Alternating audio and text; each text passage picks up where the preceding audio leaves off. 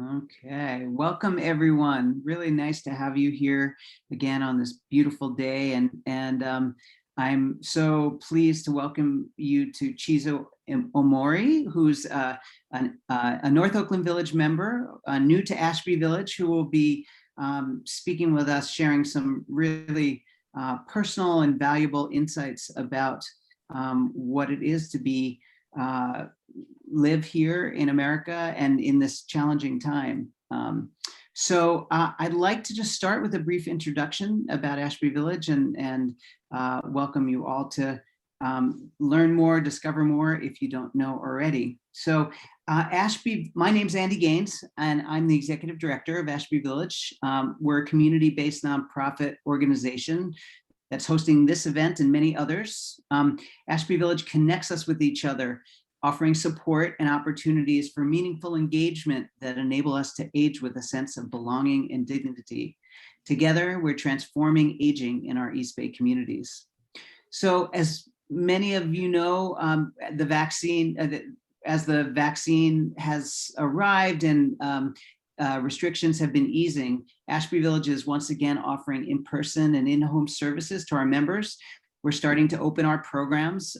If you're interested in learning about becoming a member, volunteer, donor, or enthusiast of Ashby Village, please join us for a special virtual living room chat. We have another one coming up Thursday, June 17th at 2 o'clock. You can check it out on our website or call the office and find out more. Suyin will probably also put it in the chat box. I want to just, I want to thank the events team for hosting today's event, as well as North Oakland Village that Chizu was a part of, and that's now part of Ashby Village, and also Elder Action that is actively connecting older adults to make the positive progressive changes that they've been making much of their lives, but to do it together. So specific about this event, Ashby Village is actively engaged in our diversity, equity, and inclusion initiative to make our programs and services available to all our community. And you'll be hearing more details, or you have, but I strongly encourage you to attend, if you're an Ashby Village member, an upcoming intimate neighborhood conversation. It's on June 6th. And again, you can look on our website, but we're looking to hear your voices and have you become part of the effort. We are really, this event is very deep and meaningful for us because we are wanting to recognize and honor our difference and our partnership in our community. So thanks again for joining us. I want to pass it over to Judith to do a little bit of introduction. And thanks again for joining us, and we'll see you soon. Thanks, Andy. I'm Judith Coates. I'm a member of the events team. I'm also an alumna, you could say, of North Oakland Village, still a member of that group. And I'm so pleased to welcome Chizu Omori, who was a member of North Oakland Village for several years, and now, of course, a member of Ashby Village. Chizu will speak about her experiences as a person of Asian background. She and her family were incarcerated during World War II solely because of their Japanese ancestry. And she has been a lifelong advocate for the rights of marginalized people. She's a journalist and a filmmaker, and she's still out there stirring up good trouble at the age of 91. She'll talk about her experiences, her and her family's experiences, and also about the broader experiences of being Asian in America, and particularly given kind of the climate that's going on right now. So Chizu, I am so pleased to introduce you, and here we are. And please feel free to ask questions or make comments in the chat, and we will go through them after Chizu has spoken. Thank you. Welcome, Chizu. Okay, hello everybody. And thanks to Ashby Village and Judith and Suyin and Andy and everybody for making this available and asking me if I would be interested in talking about some of my past. And okay, so I want to start out with a few remarks. Like, I only speak for myself. The term Asian American encompasses something like 40 different groups, each with a different cultural background and with different histories. So we are not a monolithic entity. And I am not a historian or an academic, so I don't claim expertise on any particular area, except for the subject of the incarceration of Japanese Americans during World War II, which I have studied for a number of years. And like Judith said, I'm 91, so I've seen a lot, I've lived through a lot, and now I'm getting elderly, and so my memory is not as reliable as before. So please forgive senior moments when I can't think of a date or a name. Unfortunately, that happens more and more. I was born in Oxnard and grew up on farms. My father was an immigrant coming to this country at the age of 12. And my mother was born in the US, her parents having arrived in this country in the 1890s. My mother was sent to Japan as a little girl because her mother died, and that's where she was educated. So when she came to America to marry my father, she was culturally Japanese, pretty much. She was sent because her mother died in childbirth, so that's why she ended up going to Japan.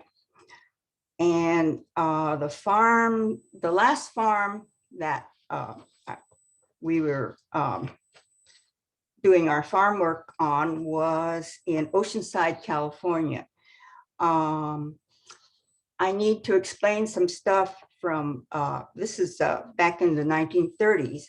And in those days, immigrants from Japan who could not become US citizens could also not own land and were restricted to farming in one place for 3 years only. So my memory is that we moved around a bit in Southern California, but at the time of the breaking out of World War II, we were living in Oceanside, growing strawberries and other truck crops and such. And actually, this was a group of Japanese farmers who had gathered together as a cooperative to pool their resources. And so that included building a schoolhouse where I went to Japanese school after going to American school every day. And so we were being raised in two cultures. I actually didn't speak English until I started regular school. So I used to be bilingual, but unfortunately, I lost my Japanese. So now after Pearl Harbor, my family, my dad, mom, two younger sisters were put on a train and sent to Poston, Arizona, one of the 10 large camps built by the government to house roughly 120,000 Americans of Japanese descent from the West Coast. We lived in barrack rooms, hastily built and inadequate for the weather in Arizona.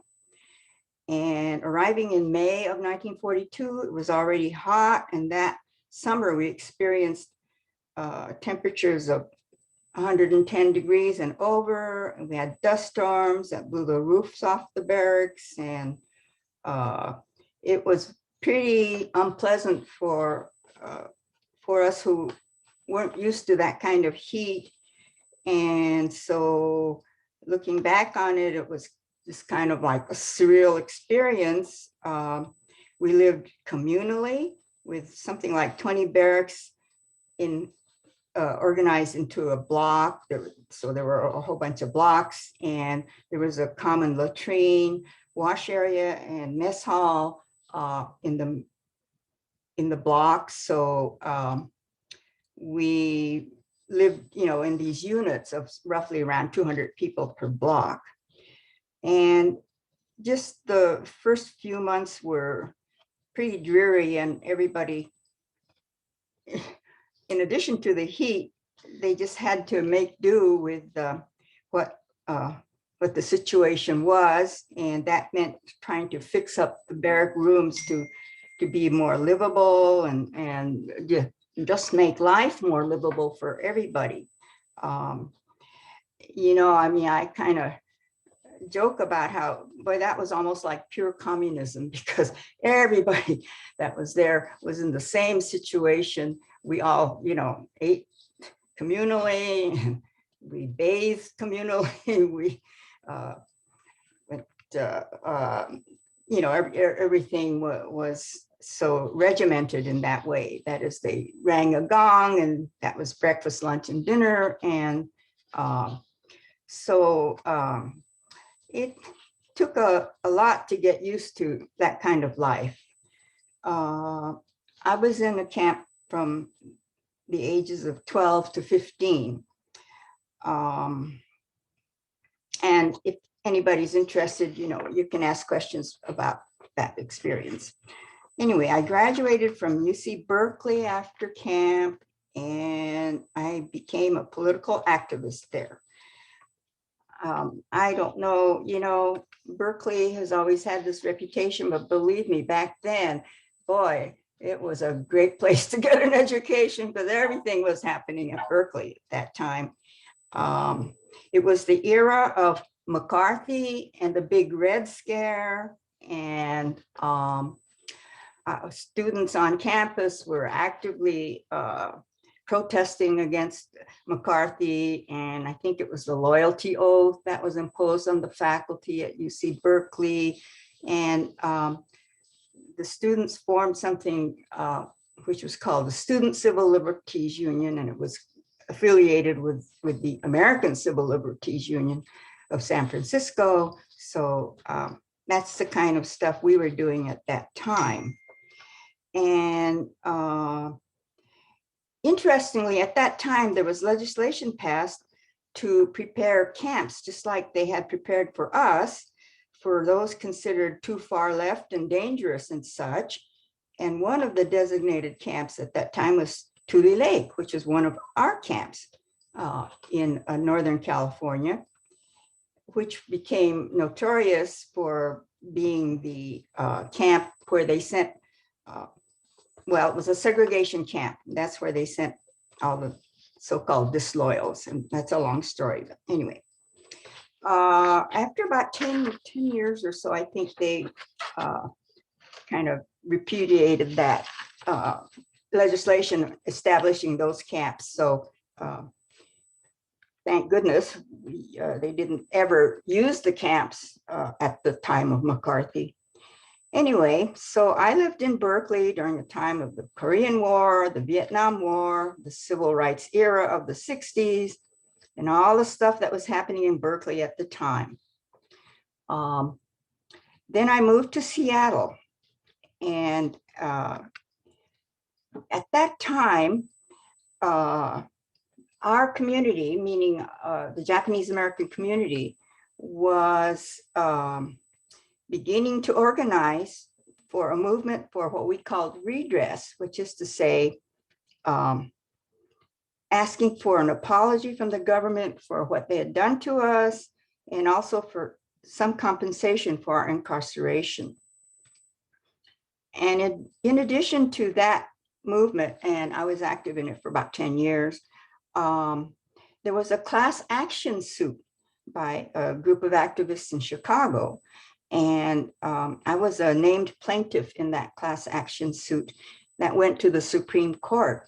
So I had the experience of going to Washington, D.C., going to the Supreme Court, and actually sitting in front of the court while they heard our case. So that was very memorable. And I remember Thurgood Marshall, who was one of the justices, and Antonin Scalia, who recused himself because he had ruled on our case in the lower court, etc. So, you know, pretty exciting stuff.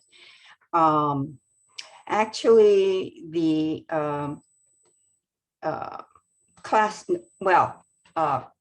the movement for redress was for passing legislation in the Congress. So I don't know if you have ever heard of how it was organized and all that, but they had a series of commission hearings in many cities along the West Coast and also in Washington, D.C. and all that, where people testified as to their experiences during this period. And a lot of people didn't think that these commission hearings were necessary, but as it turned out, it gave many of the people who had been incarcerated a chance to tell their stories about their experiences. And so it was very galvanizing, because for so long, this was in the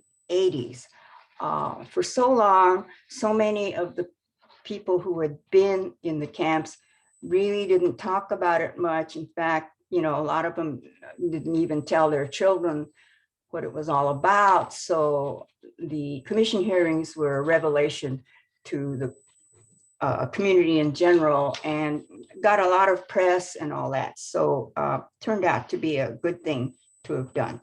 So it resulted in the passing of the Civil Liberties Act of 1988, which got us an apology. And I actually have an apology from George Bush.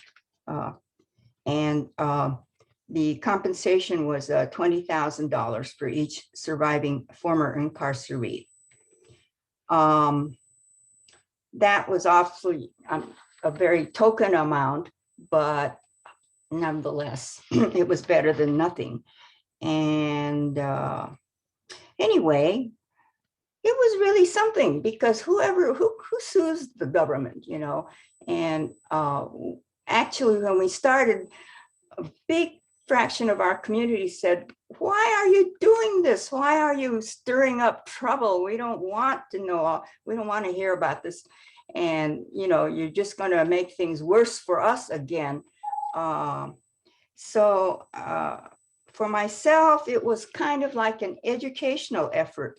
That is just to, establish in the public mind that this had actually happened. Now, at that point, it really was an almost unknown story in American history. It wasn't taught in the schools, and I guess it was considered an obscure little mistake during World War II. And the more I learned about it, kind of like the madder I got, and how this was not nothing, it really was something, So that was my particular interest in as an educational gesture. So, but then it also became clear that most people really didn't know about this history. So as I got to know more and more about it, I thought, well, how do we make this like more known, you might just say. And my sister, who is a filmmaker, she and I decided, well, we'll make a documentary about this story. And so we did. Took us about 8 years, and it's called Rabbit in the Moon. It was shown on public television in 1999. Won a lot of awards, and we got to run around a lot with it. Anyway,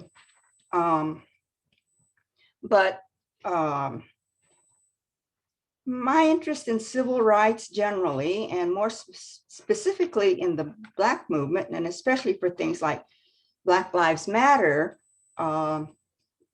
is something ongoing in my life. And now I'm especially interested in the movement for Black reparations. Now, in the title of this talk was like the American experiment. Okay.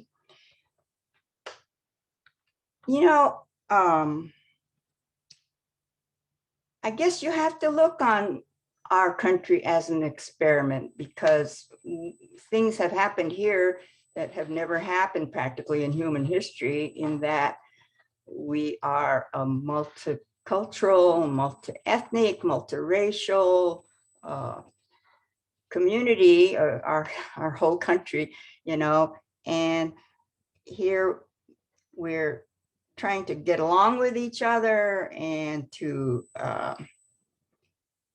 try to live up to certain sentiments that are in our Constitution and Bill of Rights and whatnot, which is to say that all men are created equal.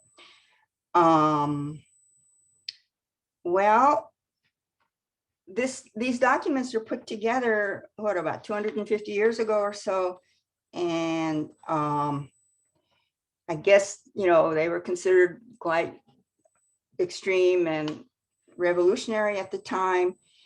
The thing is, when they said that all men are created equal, they really had a particular definition of men. They had to be white and landowning, and conveniently, the definition did not include Native Americans or Black Americans or women.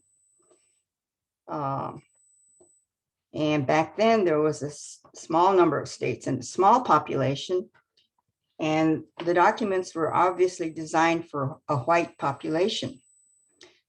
Now I'm going to refer to an article in the May issue of The Atlantic, and the author named Caitlin Dickerson writes, "It's always been about exclusion. America is a diverse nation of immigrants, but it was not intended to be. And its historical biases continue to haunt the present." So if you really study American history, they were always trying to exclude people or not let people be full citizens in many ways.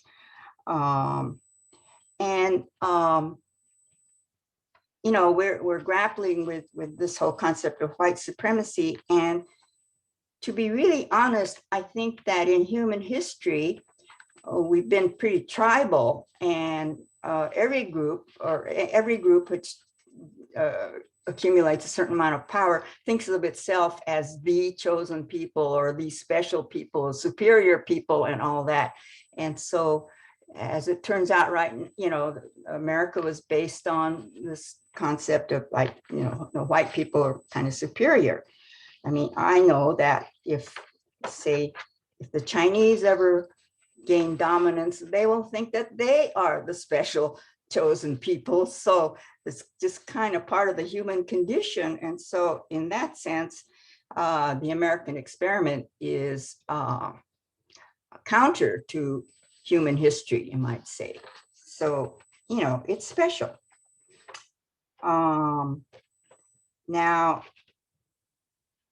I differentiate between white people and non-whites. And when you say non-whites, you know, that's a lot of different kinds of people, but particularly with Asian American history, it started in 1875 when a law was passed to prohibit Chinese women into the country. I don't know, they were considered to be prostitutes and kind of the kinds of women that are not welcome here. And then in 1882, an exclusion act that barred all Chinese from entering the country was passed. And this writer says, over the past century, the United States has deported more immigrants than it has allowed in. Since 1882, it has deported more than 57 million people, most of them Latino.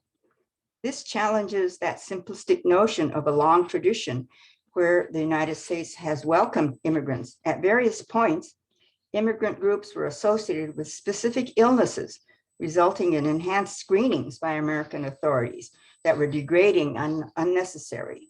Middle Easterners were said to have this terribly frightening disease, trachoma, which made you blind. The Jews were seen as people that carried tuberculosis. The Chinese had cholera.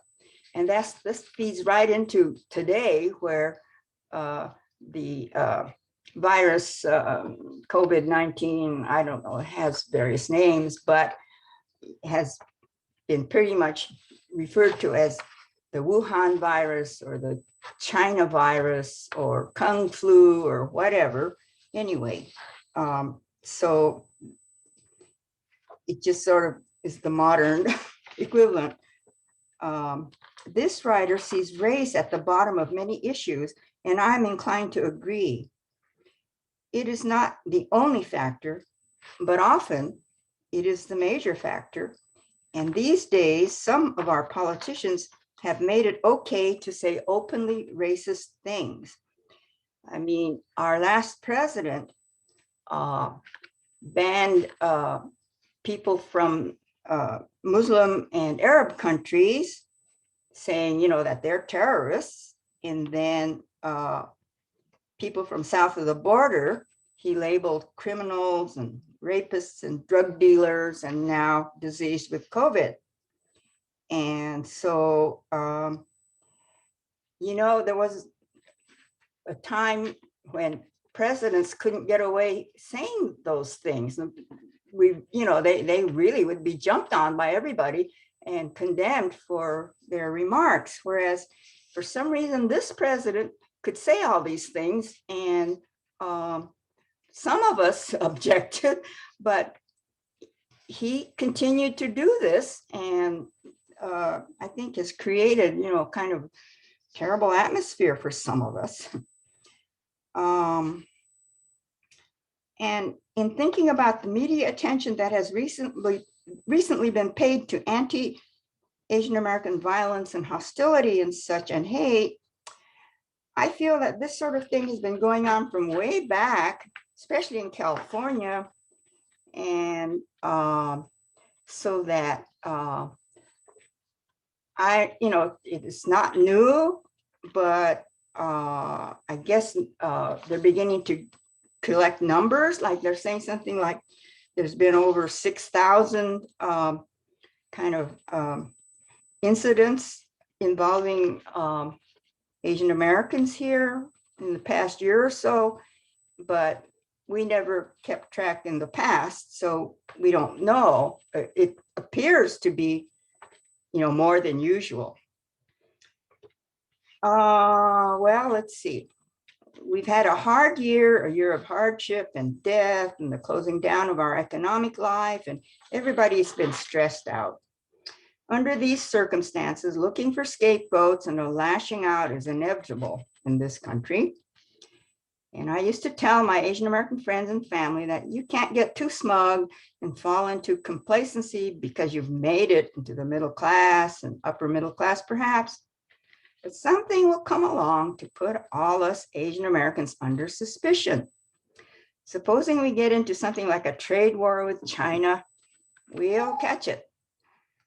Just like when the American auto industry got so upset by competition from the Japanese auto industry, there was a huge backlash against Japan and Japanese things. And there was a very famous murder by some Detroit auto workers who killed a young man with baseball bats because he was Asian, and they were getting at him for being Japanese, whereas actually he was Chinese American. So it just, you know, became a very famous case.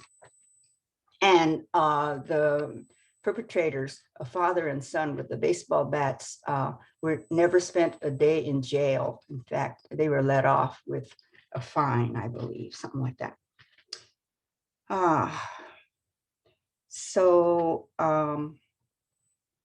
So what to do about anti-Asian violence has no quick fixes, no easy answers, and I'm not sure exactly what to say about it, except that it has a long history and will probably continue to go on. And yet, the concepts of equality and equal justice were and are very powerful, motivating many in this country to strive to create a unique country. And I don't know how everybody got here and how did we become a multiracial, multi-ethnic, multicultural population. But it seems to me that this is okay with maybe a majority in this country because many of us like having variety and the richness that we have in this country. We like the idea of freedom and choice. And I think part of the American dream, the will to succeed that drives people to want to come here, is in leaving restrictive old societies where there's little equality or hope for transcending one's given place in society. So, however, looking out at today's political landscape, things don't look so good. It feels to me that there's a large group of white people out there who are worried and scared that their way of life and their dominance is being threatened, and they don't like it. Let's take a look at the January 6th insurrection. It's being examined by researchers, one being a Professor Robert Pape of the University of Chicago. Of the 400 who have been arrested for taking part in the action, 93% are white, 86% are male, 2/3 are over the age of 34. They are CEOs, business owners, doctors, lawyers, etc. Pape says one overriding driver across all three of the studies that we have conducted is the fear of the Great Replacement. The Great Replacement is the idea that the rights of Hispanics and Blacks, that is the rights of minorities, are outpacing the rights of whites. And they came from places that are experiencing declines in white populations. So there is a real fear that the country is changing and the whites are becoming minorities. We live in a violent society, a gun culture. For instance, in California from 1849 to around 1870, 80% of our Native Americans were wiped out. Between 9,000 and 16,000 murdered in a government policy of extermination. Bounties were paid on people killed. 1.7 million, which is a lot at that time, was spent to accomplish this. Many were enslaved and forced to work on farms and businesses. I understand that in 2020, more guns were bought than in any other time in our country. And every time I hear about the number of guns in this country, it begins to scare me. Okay, we live in the Bay Area in a liberal bubble, more or less, and it doesn't look so bad, but look at what's happening nationally. I keep seeing things like economist Paul Krugman saying America's democratic experiment may well be nearing its end. The point is that neither megalomania at the top nor rage at the bottom explains why American democracy is hanging by a thread. Cowardice, not craziness, is the reason government by the people soon may perish from the earth. And say, my God, can this be true? I see others saying the same kind of thing. What's going to happen to this country? But we did throw out Trump and elect a decent man, so that's hopeful. And the younger generations maybe are less invested in white supremacy. So I think all is not lost. We do have hopeful things to look forward to. But it will take time, and we all have to work to make sure that we do have a democracy. Okay, those are my remarks, and I'd like for this to be a discussion, a conversation. So please put in your 2 cents worth or bring up your questions. You know, I can't answer everything, but we can discuss it. So Judy, how is it going? Well, thank you so much, Chizu, for your long perspective, your thoughtful and big-hearted remarks. We don't have many questions. I'm hoping that people will ask more. One question was, it sounded like the heat that you endured during your summer in the camp was horrible. Was there any medical service available when needed? And was your family able to actually return back to your home afterwards? Sure.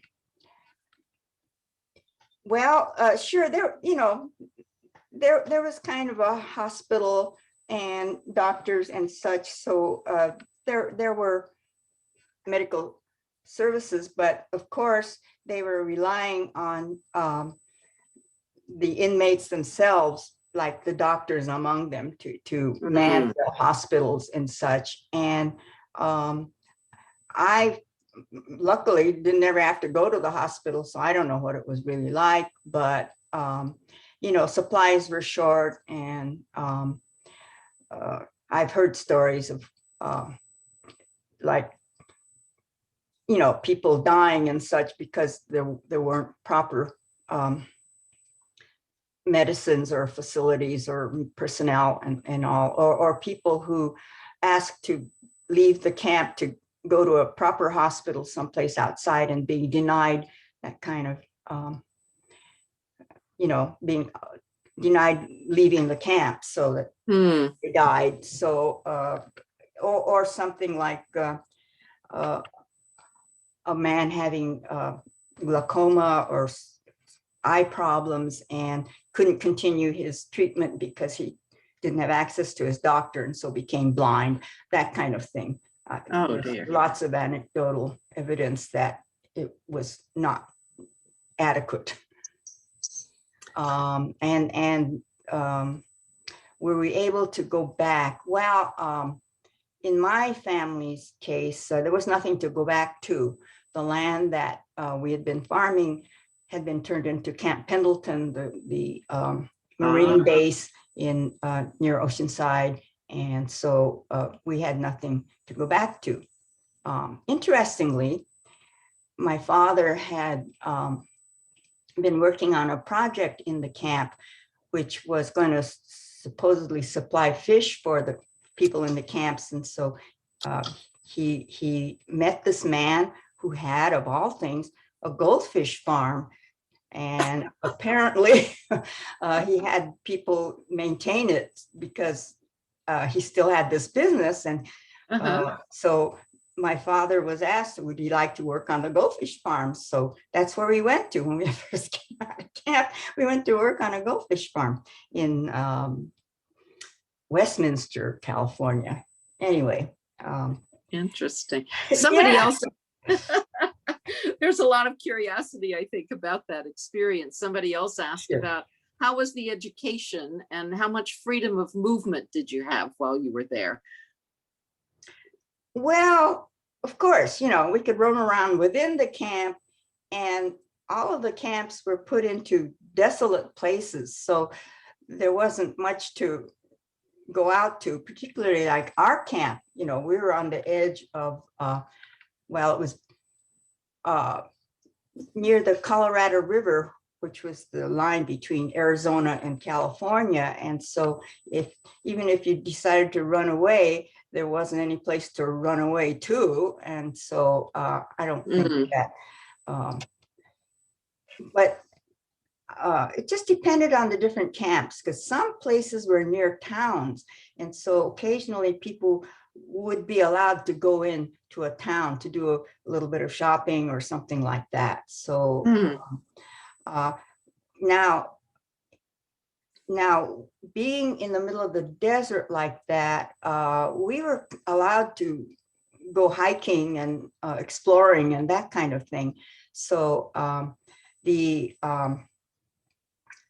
famous artist Isamu Noguchi, who is half Japanese and half white, as a gesture of solidarity, he voluntarily came to a camp, which is our camp, Poston. And I remember seeing him as a little kid. He was working on a sculpture, a bust, and chipping away at this. Obviously, it was going to be a head. And I remember seeing this and watching him for a long time and picking up these little chips of stone that he was chiseling off this bust. And it was my first time of seeing an artist in action. And so it was very memorable. You know, I didn't know who he was, but later on I found out, oh, that was Isamu Noguchi. Well, anyway, Isamu Noguchi used to wander the deserts, and it influenced his art a lot, like the interest in stone and rocks and driftwood and all kinds of things like that. And he used to collect that kind of stuff and like carve things out of it. So, you know, people made the best of it. And what was your schooling like? Did they have teachers come in from outside, or was it? They did, yes, yeah. And I remember my school teachers, their names and such. And we had a Miss Lepinskas who came from Massachusetts. And anyway, she had this idea of education where, you know, it was very, I guess, sort of like a classical kind of education. She made us memorize, you know, the Mark Antony's speech from Julius Caesar. And I think she felt like we were just a lost bunch of farm kids who, you know, it was really difficult to teach. And she wrote in the yearbook something like that we were like leaves fallen out of the sky who had forgotten the heavens or something like that. Wow. So that's, you know, so it was hit and miss, and some teachers were terrific. And they also used college graduates among the internees to teach. So we had a semblance of a school, let's put it that way, you know, and didn't have much equipment, and just barrack rooms were used for classrooms. And at the beginning, we didn't even have chairs to sit on. So over time, they became more like classrooms. But I remember taking Latin, for instance, in camp. So, you know, it wasn't totally, well, I mean, they had a lot of different kinds of things going on. Yeah. And so here were these very industrious people, you know, who'd been working so hard to make a living and all that. And they had suddenly all this time on their hands because you didn't have to, you know, like shop and cook and all those different kinds of standard activities. So there was a lot of time. So lots and lots of classes were organized. I know my mother was taking sewing, and other people were taking, you know, lessons of various kinds, the Japanese singing and storytelling and playing games. Oh, sports leagues were organized. The church was organized. And so, you know, there was a lot of the institutional kinds of things that you have in a real community that were set up to keep us going. So, you know, it was a real balance of kind of like the bleak things and then the social activities. And for me, having never lived in a community that was all Japanese was a shock to me. And well, what can I say about it? It was some really strange experience. Right. And yet you came out and you were able to get into UC Berkeley. And how was that experience for you? Oh, Berkeley was terrific. I had such a good time at Berkeley. And I used to tell my children that you should go to college, maybe not necessarily to get such a great education, but you'll have a lot of fun and you'll meet a lot of people, and you'll be allowed to do a lot of crazy things. So I mean, Berkeley was quite a school. Just everything was happening at Berkeley at the time I was there. So I mean, that's why I got all this exposure. And in a way, you know, I was kind of like one of the hippie kids, you know, that kind of thing. And in a way, I never outgrew that because I still feel that way. I'm not very middle class. I don't have the middle class gene, as I used to say. And I just, you know. Just as well, just as well. Yeah. Somebody asked, she said her children's godparents are Japanese, and during their experience, a friendly neighbor looked after their place and their farm while they were incarcerated. Did that happen often to other people that you knew? Well, you know, I hear anecdotal evidence of that kind of thing. So it happened more than, you know, one would have expected. So people did have things to go back to. But I would say that okay, let me explain how the generational thing works for our community. The Issei were the immigrant generation who came to this country and were always regarded as foreigners and were not allowed to become citizens or own stuff and all that. The Nisei are the American-born first generation in this country, and I'm Nisei. And then beyond that, you know, everybody who was born here is obviously a citizen. So at the time of the incarceration, about 2/3 of the people who were in the camps were citizens. In other words, they were kids, you know, and young people. So, I mean, I think that was the shocking thing about what they did, is that they incarcerated citizens and families, you know, children and all. Yeah. And there's one thing I have to tell you that I don't know that is discussed very much, but the government imposed one policy which I think was very damaging to individuals and to the community. That at one point they wanted to sort out the loyal from the disloyal. That's the way it was framed. And how did they do that? Well, they had it in the form of a questionnaire. And if you flunked that questionnaire, you were put into the disloyal category.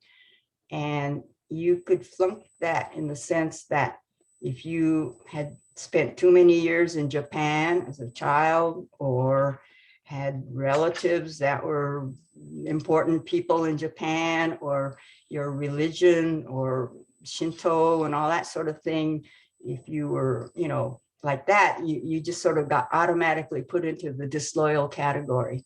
So that caused an immense breach in our community, in that the government was very arbitrary in who was considered loyal and who was considered disloyal. So the disloyals were all segregated into a camp, Tule Lake, and our community sort of kind of never recovered from that, and that everybody who was sent to Tule Lake were just considered disloyal and looked down upon after the war, ostracized. And anyway, Wow. that was very damaging. I mean, I could go into a lot of detail, but I won't. I'm sure. It's very complicated. But like, you know, our family was considered disloyal. Oh, did you go to Tule Lake? We did not, and I don't know why. Anyway. I was curious, you mentioned that the artist who came, the sculptor, was part Japanese. Now, did the incarceration apply to anybody who had any Japanese heritage, or were people like him who were, you know, half white and half Japanese, were they incarcerated as well? Yes. Yeah. The little myth, well, myth is not the right word. They used to say if you had, I mean, it's like the one drop rule, more or less. If you were 1/16 Japanese, then you had to go, they said. But at that point, there wasn't anybody who, you know, our Japanese had not been in the United States long enough for people to be just, you know, like a quarter or Mhm. 15th or whatever. Yeah, but yeah, they took orphans out of orphanages and pulled people out of hospitals, and it was pretty brutal for some families. You know, I consider my family to have been relatively lucky, just because we didn't have a draft age son, Mm. and that we didn't go through certain other experiences, like being put into what they called an assembly center, where people were held in racetracks and fairgrounds and places like that for several months before, while the camps were being built. We didn't go through that. So in many ways, my particular family was spared some of the hard times that others experienced. Someone once is wondering, do you think that interracial marriages help to make a more inclusive society, following on from people who are of mixed race?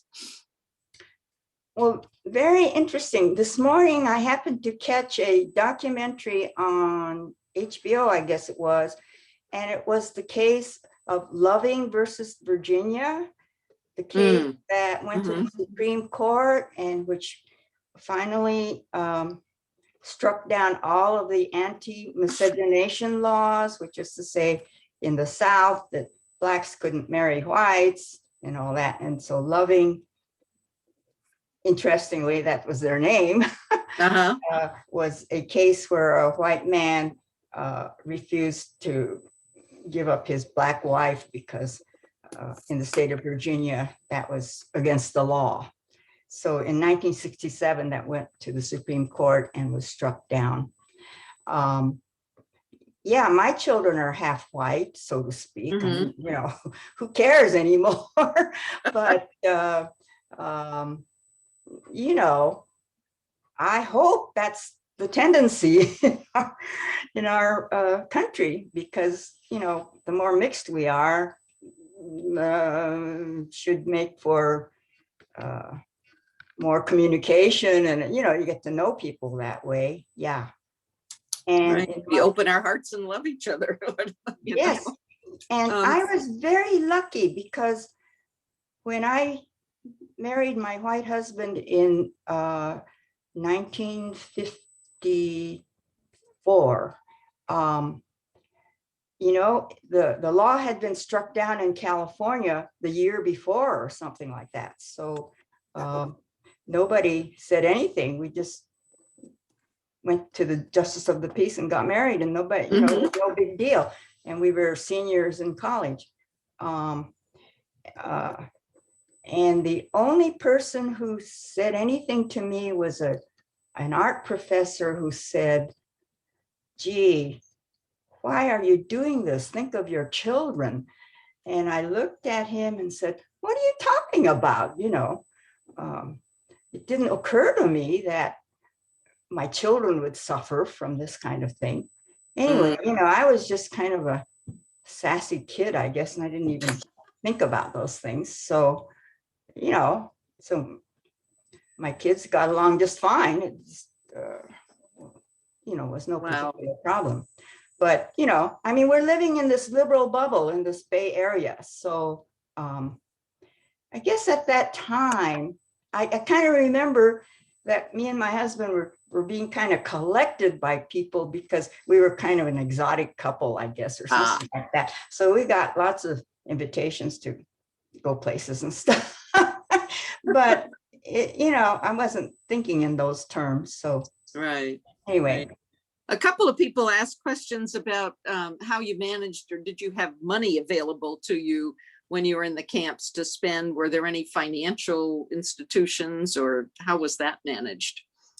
Well, they set up a pay scale in camp, and people had jobs, because after all, the business in the camps had to be conducted, and like running the mess halls and the cooks, and, you know, I'm collecting the garbage and being policed and all that sort of thing. I mean, the people ran the camps, so they had jobs. In the top echelons, say like doctors, got $19 a month, And then there was a middle group that were most people, I guess, $16 a month. And then on the lower end was $12 a month for like people who were working out in the field, I guess, growing crops. Wow. And I think the clothing allowance was $3.50. So,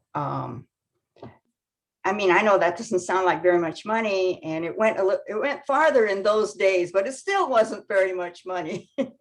Anyway, I guess they figured, well, we had room and board and housing and all that, if you want to call it that. So Right. that was just spending money. You might say. Wow. So Yeah. somebody asks, big question, what gave you hope while you were in the camps, and can you find that kind of hope today and looking at what's going on in the world, in the country?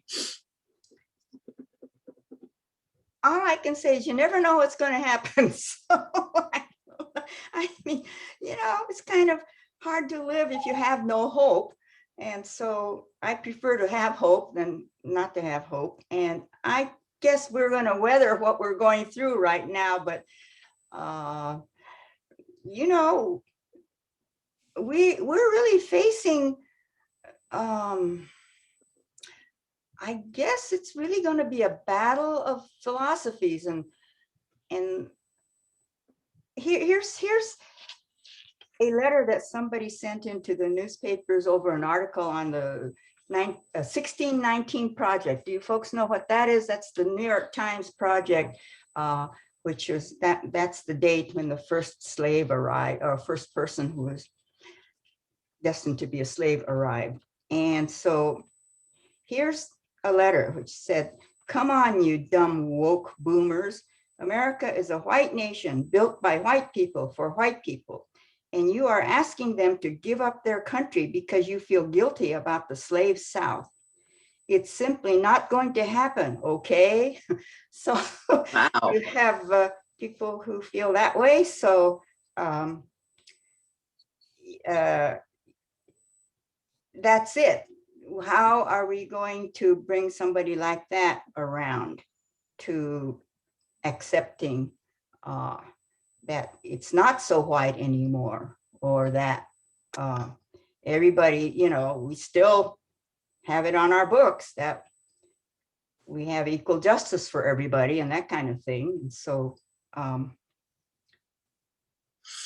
I don't know if you folks have been watching things like the Underground Railroad and such like that, but I mean, we really have a horrendous history, and we have to own up to all that. And, I think the good people in this country just have to get together and say, well, we're all going to do better. We're going to try to do better.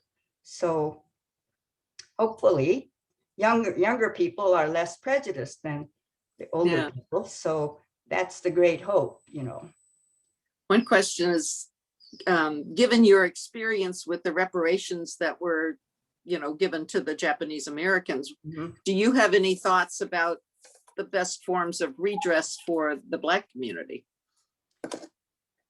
I know that's a really big one. And yeah, that's really complicated. And, I've given this a lot of thought because I've always felt like, we do owe reparations, definitely. But how would we sort it out, like, who gets what or how much or whatever like that? It's going to be really complicated. So my original idea was like, well, I think what they ought to do is make sure that everybody gets a good and equal education. That would bring up our country, not only, minority people, but poor white people. Say, if we all got access to really good education, that would be one way of redressing some of the wrongs of the past. But that's pretty simplistic. That's part of it. We should have that anyway for the country's sake. But I guess this is going to be a long, hard slog and lots of conversation and all that. And I think there should be some monetary compensation, maybe in the form of like, housing or job training and that kind of thing. Oh boy. Yeah, I get it. It's huge. I wanted to read, I don't know if you can read the chat, but you have a fellow person from Poston Camp who has been who wrote you a chat, says, Chizu, thank you for sharing. I was born in Poston and our family lived in Camp 3, several miles from Camps 1 and 2. The nearest town was Parker with a population of 600. When the threat of Japanese invasion and conquest, if there was any, had diminished, security was relaxed. My mother said baseball teams from Parker would come to the camps to play baseball. No threat, but they didn't release us until the end of 1944. And that's from Bill Sato. Oh, I know Bill. Oh, good. He's a friend. Good. I figured you probably did. Yeah. Now, there were differences in the camp depending on who the administrators were. Some were much more severe, much more prejudiced and, nasty. Whereas I think Poston was lucky that we had somebody from the Indian service who was just generally more sympathetic and, treated us more decently. That's my feeling. But what do I know? Gad, there were 10 major camps, and there were like 50 or 60 other assorted camps all over the United States, they also kidnapped people from South America and brought them to use as hostages. And they were kept in a camp in Texas called Crystal City. Yeah. So there are many aspects about this whole experience that the general public just doesn't know. Wow. Oh, well, there are no more questions. And if any more comments or if there's anything more, but wow, Chizu, this has really been eye-opening, both for you personally and just for our knowledge of what can happen to people solely because of what they look like or who their ancestors were. Who their ancestors were, yeah. Right. Yeah. Right. So Anyway. I just want to say thank you so much for sharing, for all your passionate advocacy for so many years. And we're so glad to have you as part of our village. Yeah, I say there's lots of, things to talk about. So this is just a continuing conversation because, race is a major issue in our country. I've just become more and more aware of that the more I learn about our past. So anyway. Yes. Well, I can't wait until we can talk to each other in person too. Okay. Yes. Well, thank you so much, Chizu. This has been wonderful. And thank you everyone who participated or was here and asked questions or listened with an open heart. So I'm so glad that we did this. And thank you. Thanks. Thanks, everyone.